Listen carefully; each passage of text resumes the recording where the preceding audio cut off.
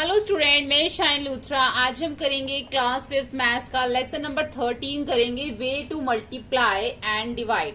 यानी कि इस चैप्टर के अंदर इस लेसन में हम मल्टीप्लाई और डिवाइड जो है वो करेंगे। सबसे पहले फिलअप्स दे रखे हैं हमें। देखो 9 5 जो है ना 45 होता है, तो हमें भी यहाँ पे एक ऐसा नंबर लिखना है कि हम उसको 3 से मल्टीप्लाई करें तो 45 ही आए।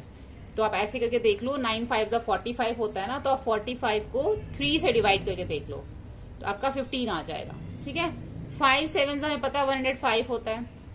अब हमें ये नहीं पता कि यहाँ पे कौन सा नंबर आएगा, तो इस केस में भी क्या करेंगे, हम इन दोनों को डिवाइड करके देखेंगे तो हमारा आंसर आ जाएगा। इन दोनों को मल्टीप्लाई करेंगे, quotient into divisor equal dividend होता है। ठीक है, उसके बाद है आगे F quotient into divisor plus remainder equal dividend. Division is repeated subtraction.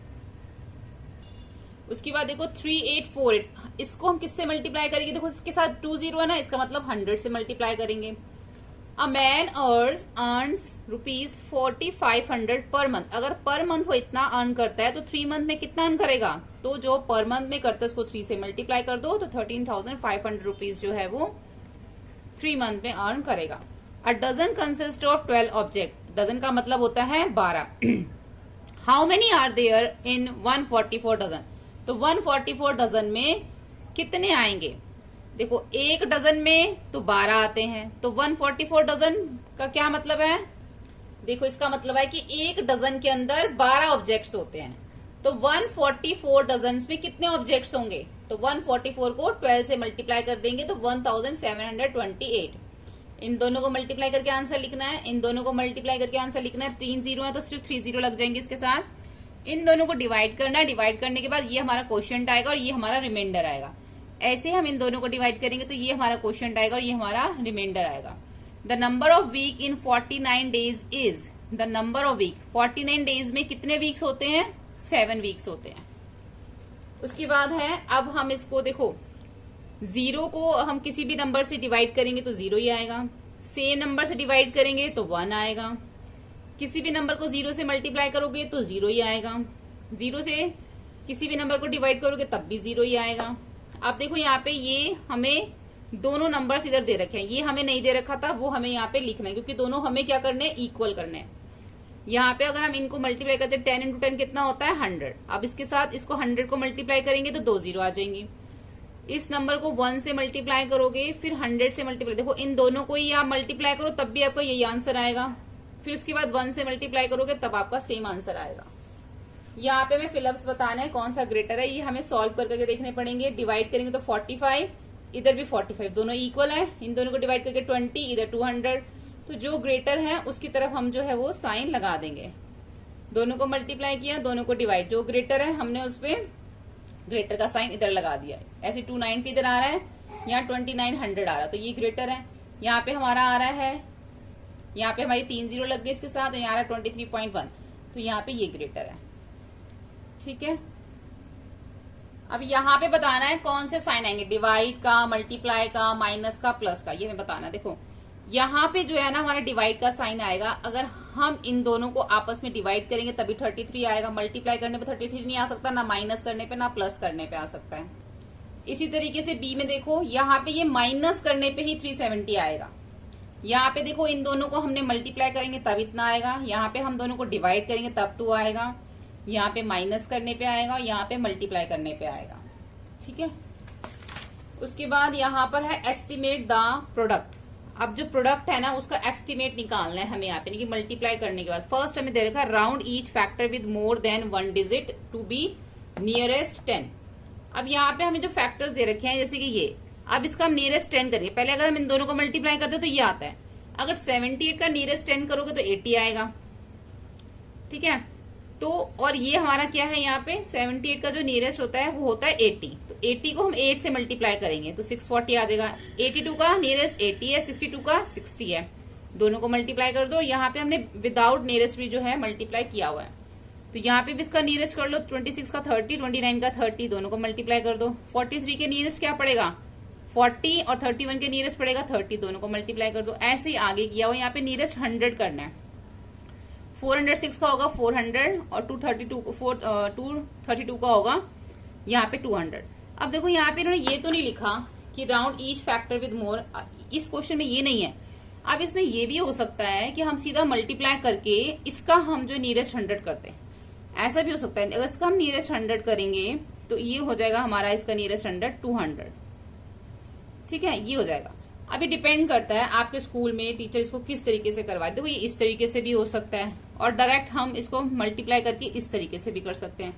अगर हमें यहाँ पे नियरेस्ट 100 करने के लिए बोला जाता है तो यहाँ पे जो इसका नियरेस्ट 100 होगा, देखो ये 100 के प्लेस पे है तो ये आ जाएगा 900, 400 और ये हो जाएगा 900, ठीक है, ये इसका नियरेस्ट 100 हो जाएगा। लेकिन अगर हम वैसे इन दोनों को नियरेस्ट करने के बाद मल्टीप्लाई करते हैं तो फिर ये आता है। तो ये देखना पड़ेगा, आपकी टीचर जिस हिसाब से कहती है आप उनको वैसे कर लो। लेकिन यहाँ पे इन्होंने फैक्टर्स को तो नियरेस्ट करने के लिए नहीं बोला था, तो हो सकता है कि यहाँ पे मैं सिर्फ इसके प्रोडक्ट को ही करना हो। वैसे मैंने यहाँ फैक्टर को भी कर दिया है, अब आप देख लेना, मैं इसको भी कर देती हूँ। 267 है तो यहाँ पे इसका हो जाएगा 200, नियरेस्ट 100 हो जाएगा। और यहाँ पे इसका बन जाएगा ये 334, इसका 376 का नियरेस्ट हो जाएगा 400, ठीक है, तो ये इसका नियरेस्ट हो गया। अब यहाँ पे हमें बोला गया कि जो इसके जो फैक्टर है ना उसका हमें करना है, estimate the product of the nearest 10 by the rounding the first factor and second factor, जैसे हमने ये किया। तो यहाँ पे तो नियरेस्ट हमें जो है वो 10 करना है, 57 का 60, 72 का 70, फिर मल्टीप्लाई कर दो। ऐसे इसमें किया हुआ 62 का 60, 47 का 50 मल्टीप्लाई कर दो, 34 का 30, 66 का 70 फिर मल्टीप्लाई, 22 का 20 और 36 का 40 और मल्टीप्लाई। और विदाउट राउंडिंग के भी यहाँ पे मैंने मल्टीप्लाई कर रखे हैं, ठीक है। तो ये चीज आप थोड़ा देख लेना कि इसको किस तरीके से आपके स्कूल में करवाया जा रहा है। यहाँ पे हमें जो एस्टिमेट करने के लिए बोला गया, क्वेश्चन को बोला गया, यहाँ पे हमने सिंपल डिवाइड किया है और डिवाइड करने के बाद जो आंसर आया ना उसको जो है यहाँ पर एस्टिमेट किया है। जैसे 38.91 का मतलब है 39, ठीक है, और इसका अगर नियरेस्ट करना है तो 39 का नियरेस्ट 10 हो जाएगा 40। ऐसे ही यहाँ पे 50.81 का जो एस्टिमेट है वो है 51 और इसका नियरेस्ट 10 अगर होगा तो होगा 50। यहाँ पे देखो दोनों को डिवाइड किया तो 38 ही आया, मतलब कि यहाँ पे हमारा क्वेश्चन जो है 38 आया और इसका नियरेस्ट है 40। यहाँ पे दोनों पॉइंट में आए थे इसलिए हमने इसको 39 और 51 लिखा था। यहाँ पे हमारा 38 आया, 38 ही इसका है क्वेश्चन और इसका नियरेस्ट 10 हो जाएगा 40। अब यहाँ पे जब हमने दोनों को डिवाइड किया तो 3.71 आया। 3.71 का अगर हम एस्टिमेट लिखे तो 4 बन जाता है, ठीक है। अब 4 का जो है एस्टिमेट अगर आप लेते हो, यहाँ पे नियरेस्ट 10 करते हो 4 का, तो 4 का 10 तो बन नहीं सकता, तो इसका आप जो है एस्टिमेट क्या, इसका नियरेस्ट 10 क्या बनेगा? ये तो सिर्फ वंस है, सिंगल डिजिट है, तो इसका तो एस्टिमेट नहीं बन सकता यहाँ पे। तो यहाँ पे इसका 4 रहेगा, क्योंकि अगर हम देख रहे हैं एस्टिमेट, क्योंकि उन्होंने क्या बोला है, फाइंड द एस्टिमेट क्वोशिएंट। क्योंकि हमारे जो डेसिमल में आया ना पहले तो हमें उसको नॉर्मल करना पड़ेगा विदाउट डेसिमल, तभी तो हम नियरेस्ट कर पाएंगे। अब इसको अगर मैं डेसिमल करती हूँ, एस्टिमेट करती हूँ, 3.71 का एस्टिमेट आप 4 लगा लो, तो इसका नियरेस्ट 10 नहीं हो सकता क्योंकि सिंगल डिजिट है। उसके बाद हम करते हैं यहाँ पे फर्स्ट है, राहुल ने जो है एक दिन में 61 पेजेस रीड किए, तो बताने हैं 28 डेज में उसने कितने पेजेस रीड किए, और उसके बाद हमें estimate the number of pages to the nearest 10। तो सबसे पहले हम लिखेंगे Rahul read pages in 1 day 61, Rahul read pages in 28 days, दोनों को मल्टीप्लाई कर देंगे तो हमारा आ जाएगा 1708 यानी कि 1708। अब इसका हम नियरेस्ट अगर टेंस करते हैं तो 1710 बनता है इसका नियरेस्ट टेंस, ठीक है। सेकंड एक फार्मर है जिसने एक रो के अंदर 109 ट्रीज लगाए हैं, तो 48 रोज में कितने ट्रीज लगेंगे? एक रो में अगर 109 है तो 48 में कितने होंगे? उसके बाद इसका नियरेस्ट 10 भी करना है। तो plant tree in row 109 and plant tree in 48 rows करने के लिए हम दोनों को मल्टीप्लाई कर देंगे और हमारा ये आंसर आ जाएगा। उसका हम फिर नियरेस्ट 10 कर देंगे। तो 5232 का नियरेस्ट 10 हो जाएगा 5230। अब ये चीज देखो, यहाँ पे तो मैं जो प्रोडक्ट आ रहा है ना उसका नियरेस्ट 10 कर रही हूँ, और यहाँ पे अगर आपके स्कूल में ऐसा कुछ बोला जाता है कि आपको पहले इसका नियरेस्ट 10 करना है उसके बाद मल्टीप्लाई करना, तो आप ऐसे भी कर सकते हो, इसका नियरेस्ट 10 करके इसका नियरेस्ट 10 करके फिर आप मल्टीप्लाई कर सकते हो। तो दोनों केस में हो सकता है, क्योंकि देखो पीछे भी हमारा इसी टाइप से चल रहा था। आप दोनों को मल्टीप्लाई करने के बाद नियरेस्ट टेंस भी कर सकते हो। अगर आपके स्कूल की टीचर बोलती है कि आपको पहले करना है इसको नियरेस्ट टेंस, उसके बाद मल्टीप्लाई करना, तो दोनों तरीके से आप इसका हो सकता है। लेकिन यहाँ पे हमें फैक्टर्स के लिए तो नहीं बोला करने के लिए, सिंपल बोला है कि इसका बताना और उसके बाद नियरेस्ट टेंस करना। तो मेरे अकॉर्डिंग तो इसमें जो है ना प्रोडक्ट का ही नियरेस्ट टेंस होना चाहिए। Aarti went for a school trip with, Aarti जब स्कूल ट्रिप पे गई तो उसके पास इतने पैसे थे और वहां पे उसने इतने पैसे खर्च कर दिए। अब उसके पास कितने पैसे बचे, estimate the amount of money left with her in hundreds. अब नियरेस्ट 100 करना है हमें। तो देखो आरती जब गई, Aarti has money for school trip, इतने थे उसके पास 9805। और जब वो स्कूल ट्रिप से आई, सॉरी उसने वहां पे स्कूल ट्रिप पे कितने खर्च कर दिए, इतने खर्च कर दिए। अब उसके पास कितने पैसे बचे हैं, माइनस कर दो। 9805 में से जितने उसने खर्च कर दिए माइनस कर दिए, इतने बचे। अगर हम इसका नियरेस्ट 100 करते हैं तो 3410 का जो नियरेस्ट 100 है वो 3400 ही बनेगा। ठीक है, तो इतने पैसे जो है वो उसके पास लेफ्ट बच गए। उसके बाद इसका डी देखो, 985 टॉफीज जो है डिस्ट्रीब्यूट की गई हैं 42 चिल्ड्रंस के अंदर। तो एक बच्चे को कितनी टॉफीज मिली है, यहाँ पे भी इसका एस्टिमेट निकलेगा क्योंकि इसका आंसर डेसिमल में आ रहा है। टॉफीज जो डिस्ट्रीब्यूट की गई हैं 42 चिल्ड्रन को इतनी की गई हैं, एक बच्चे को कितनी मिलेगी, दोनों को डिवाइड कर देंगे तो 23.45 आंसर आ रहा है। तो अगर हम एस्टिमेट में देखें तो एक बच्चे को नियर 23 टॉफीज मिलेंगी। ठीक है, उसके बाद ई देखो, the working of a factory required 38 person, estimate the number of person required in. अब एक जो फैक्ट्री के अंदर 38 पर्सन काम कर रहे हैं तो 47 फैक्ट्रीज में कितने पर्सन काम करेंगे, उसके बाद हमें इसको टेंस में लिखना है। तो यहां पर देखो number of person in required in one factory is 38, the number of person required in 47 factories, दोनों को मल्टीप्लाई कर देंगे 47 इंटू 38, 1786 आ जाएगा। अब इसको नियरेस्ट टेंस में लिखना है, तो नियरेस्ट टेंस में कैसे लिखेंगे इसको,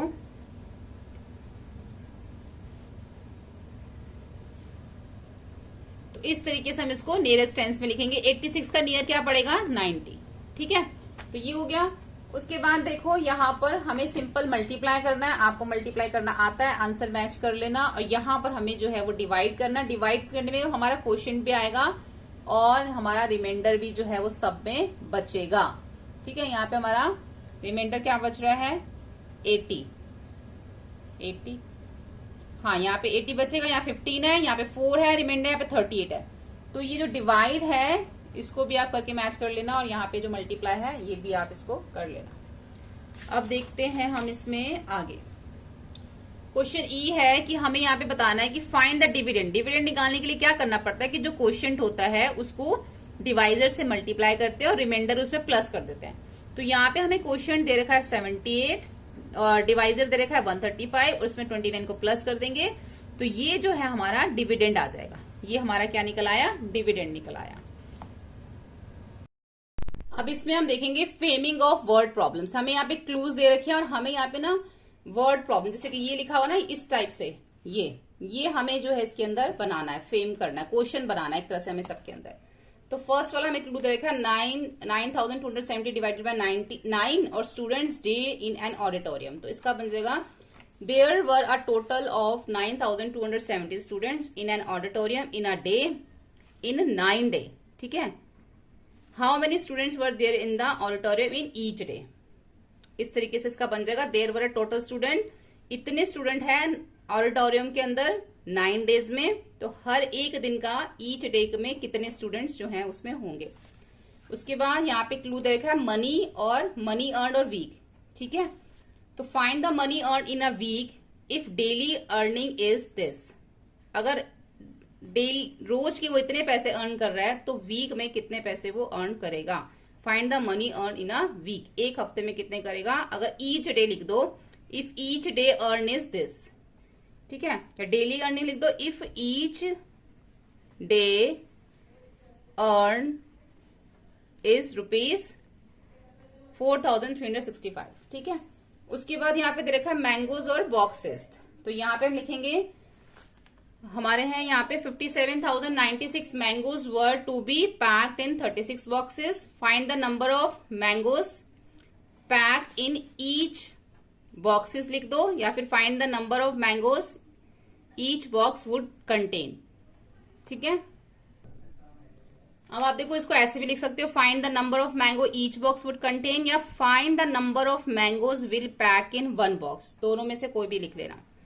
उसमें से है 872 इंटू 18 बॉल्स और 18 बैग्स, तो लिख दो अ bag contain 872 balls, how many balls 18 bags can contain? A bag contain 872 balls. How many balls 18 bags can contain? ठीक है, क्योंकि यहाँ पे क्या है मल्टीप्लाई, तो एक बैग के अंदर अगर 872 बॉल्स हैं तो 18 बैग्स में कितने होंगे। वर्ड प्रॉब्लम देखेंगे अब हम। एक फैक्ट्री है जिसके अंदर इतने बोल्ट्स एक दिन में बनते हैं। एक फैक्ट्री में एक दिन में इतने बोल्ट्स बनते हैं, तो 70 डेज में कितने बनेंगे। तो फैक्ट्री प्रोड्यूस बोल्ट इन 1 डे, फैक्ट्री प्रोड्यूस बोल्ट इन 78 डेज। दोनों को मल्टीप्लाई कर देंगे तो 78 डेज के हमारे निकल आएंगे। बहुत सिंपल हैं सारे। अब देखो ये हमारे बल्ब्स हैं जो कि एक बॉक्स में to be packed in box, इतने बल्ब जो हैं पैक्ड होते हैं बॉक्स में, और ईच बॉक्स और हर एक बॉक्स के अंदर 919 बल्ब्स आते हैं। ठीक है, तो बताना है इतने बल्ब्स के लिए कितने बॉक्सेस की रिक्वायरमेंट होगी। एक बॉक्स में तो उन्होंने हमें बता दिया, तो bulbs are packed in boxes इतने हैं। ईच बॉक्स हैज बल्ब 119 और बॉक्सेस आर रिक्वायर्ड, कितने बॉक्सेस रिक्वायर्ड होंगे, दोनों को डिवाइड कर देंगे तो इसका मतलब 50 बॉक्सेस जो है हमें रिक्वायर्ड होंगे। देखो जब हमें कोई एक चीज दे रखी होती है और ज्यादा निकालनी होती है तो मल्टीप्लाई करते हैं। जैसे कि हमें यहाँ पे एक दिन का दे रखा था और हमें ज्यादा का निकालना था तो मल्टीप्लाई, और जब हमें उल्टा देख लो, इसका उल्टा देख लो, जब हमें एक दिन का दे रखा है ज्यादा निकालना तो मल्टीप्लाई करेंगे। लेकिन हमें यहाँ पे देखो क्या दे रखा है, यहाँ पे उन्होंने बोला कि एक बॉक्स में इतने आते हैं, तो हमें बताना है कि इतने बॉक्स में कितने आएंगे। देखो यहाँ पे मल्टीप्लाई तो करके नहीं बता सकते, डिवाइड करेंगे तभी तो पता चलेगा कि 50 बॉक्स के अंदर इतने बल्ब्स आ जाएंगे। ठीक है, अब सी देखो, एक स्टेडियम में इतने पर्सन है और वहां पे रोज कितनी है, 811 रोज है, 811 वहां पे रोज है स्टेडियम के अंदर। How many person can sit in a row, एक रो में कितने बैठेंगे। देखो यहाँ पे ज्यादा दे रखा है, हमें एक निकालना है तो हम क्या करेंगे, डिवाइड करेंगे। पर्सन इन स्टेडियम इतने, टोटल रोज हमें इतनी दे रखी है और ईच रो में कितने बैठेंगे, दोनों को डिवाइड कर देंगे। हर एक रो में 80 पर्सन बैठेंगे। अब इतने एप्पल हैं और वो पैक्ड होते हैं इन इतने बॉक्सेस के अंदर, तो एक बॉक्स में कितने आएंगे, एक निकालना ना तो डिवाइड करना पड़ेगा। इन 1208 बॉक्सेस पैक्ड, एप्पल कितने होते हैं, 1208 बॉक्सेस में इतने एप्पल पैक्ड होते हैं, तो एक बॉक्स में कितने होंगे, दोनों को डिवाइड कर देंगे तो एक बॉक्स में 325 एप्पल पैक होंगे। Find the capacity of 1 water tank if 375 water tank can hold this. हमें इसमें यहाँ पे भी एक वाटर टैंक की जो है कैपेसिटी निकालनी है। Find the capacity of 1 water tank. अगर 375 वाटर टैंक के अंदर इतना पानी आता है तो एक वाटर टैंक में कितना आएगा, तो 375 वाटर टैंक होल्ड इतना पानी और 1 वाटर टैंक होल्ड, दोनों को डिवाइड कर देंगे तो एक वाटर टैंक में 550 लीटर पानी जो है वो आएगा। अब हम यहाँ देखते हैं यूनिटरी मेथड। यूनिटरी मेथड में क्या है, हमें जो है यहाँ पे दे रखा है the cost of 10 cities, find the cost of 8 cities. 10 की हमें दे रखी है, 8 की निकालनी है। देखो जब भी हमें ऐसे क्वेश्चंस आते हैं ना, 10 है या 5 है, तो पहले हमें एक की कोस्ट निकालनी पड़ती है। तो कोस्ट ऑफ 1 सिटी कितनी होगी, दोनों को डिवाइड कर दो। एक सिटी की कोस्ट आ रही है 22 रुपीज, तो 8 की कितनी आएगी, दोनों को मल्टीप्लाई कर दो। हमेशा पहले एक का ही आपको निकालना पड़ेगा, तभी आप ज्यादा का निकाल पाओगे। जब तक आपके पास एक चीज की कोस्ट नहीं होगी तब तक आप ज्यादा की नहीं निकाल सकते, और एक का निकालने के लिए हमेशा डिवाइड करना पड़ता है। अब जो है उसकी कोस्ट कितनी होगी, 176 8 सीरीज की। ऐसे यहाँ पे द कोस्ट ऑफ 6 एप्पल्स 54, तो 7 एप्पल्स की क्या कोस्ट होगी, 6 एप्पल्स की कोस्ट दे रही है तो पहले हमें 1 एप्पल की निकालनी पड़ेगी, तो दोनों को डिवाइड कर दो। 1 एप्पल की कोस्ट होगी 9 रुपीज, अब 9 को 7 से मल्टीप्लाई कर दो तो आपके 7 एप्पल की कोस्ट आ जाएगी 63 रुपीज। यहाँ पे भी देखो 600 स्वीट्स हैं जो पैक्ड होते हैं 20 बॉक्सेस के अंदर, तो 12 बॉक्सेस में कितने पैक्ड होंगे, तो पहले हमें ये देखना कि 1 बॉक्स में कितना होगा, तो स्वीट पैक्ड इन 1 बॉक्स, दोनों को डिवाइड कर दो। 1 बॉक्स के अंदर 30 स्वीट्स पैक होंगी, तो 12 बॉक्स में कितनी होगी, अब 30 को 12 से मल्टीप्लाई कर दो, 360 जो स्वीट्स है पैक हो जाएंगे। यहाँ पे भी देखो the cost of 6 kg onion दे रखा है और हमें 2 kg का बताना है, 2 kg का। 6 का दे रखा है, 2 का बताना। तो पहले 1 kg का निकालने के लिए क्या करेंगे, 96 और 6 को डिवाइड कर देंगे, 16 आ गया 1 kg का। तो 2 kg कितना होगा, 16 इंटू 2 32 रुपीज का। यहाँ पे भी दे रखा है 872 बॉल्स हैं जो 8 बैग्स के अंदर आते हैं। तो 20 बैग्स में कितने आएंगे, तो बॉल्स इन 1 बैग कितना होगा, 872 डिवाइडेड बाय 8 109। 20 बैग 109 को 20 से मल्टीप्लाई कर दो तो 2180 बॉल्स जो है वो 20 बैग्स में आ जाएंगे। यहाँ पे भी सेम वैसे ही है। 50 स्विमिंग सूट कॉस्ट हमें दे रखी है और 14 की हमें निकालनी है। तो पहले 1 की निकालनी पड़ेगी, दोनों को डिवाइड करना, प्राइस ऑफ 1 स्विमिंग सूट, दोनों को डिवाइड कर देंगे, फिर 14 की निकल जाएगी। जो आंसर है उसको 14 से मल्टीप्लाई कर दो। यहाँ पे भी 105 टैब्स हैं, 5 टेप रिकॉर्डर हैं जो कि इतने के बेचे गए हैं। तो हमें 26 टेप रिकॉर्डर की कॉस्ट निकालनी है। तो पहले 1 की निकाल लो, कॉस्ट ऑफ 1 टेप रिकॉर्डर, दोनों को डिवाइड कर दो, जो आंसर आएगा उसको इससे 26 से मल्टीप्लाई कर दो। ठीक है। 5 लीटर पेट्रोल की कॉस्ट है 240 रुपीज। सो हाउ मच 16, तो कॉस्ट ऑफ 1 लीटर कितना होगा, दोनों को डिवाइड कर दो, 48 आ जाएगा, फिर 16 से मल्टीप्लाई कर दो। 16 लीटर निकालने के लिए क्या करना पड़ेगा, यहाँ पे पहले हमने इन दोनों को डिवाइड कर दिया और यहाँ पे कॉस्ट ऑफ 16 लीटर निकालने के लिए 48 इंटू 16 करना पड़ेगा। ठीक है। फैक्ट्री में प्रोड्यूस होते हैं इतने सॉफ्ट टॉय 3 दिन के अंदर, 3 डेज में। तो 25 डेज में कितने होते होंगे, तो पहले 1 डे, फैक्ट्री प्रोड्यूस टॉय इन 1 डे। 1 डे का कैसे निकलेगा हमारा, इसमें दोनों को डिवाइड करके। डिवाइड कैसे करेंगे, देखो इसमें 2853 डिवाइडेड बाय 3,